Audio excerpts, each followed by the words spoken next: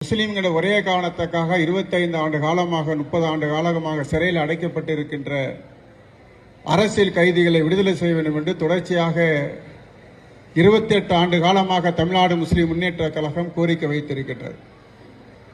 சட்டமன்ற வெற்றி பெற்றதுக்கு பிறகு விடுதலை சிறுத்தை கட்சியினுடைய நிர்வாகிகளும் மனிதநேய மக்கள் கட்சியினுடைய தலைவர் அவர்களும் அண்ணன் வேல்முருகன் அவர்களும் முதலமைச்சரிடத்தை வலுவான கோரிக்கை வைத்தோம். முதலமைச்சர் தனியாக வலுவான கோரிக்கை வைத்ததற்கு பிறகு ஆதிநாதன் தலைமையிலான ஒரு ஆணையத்தை போட்டார்கள்.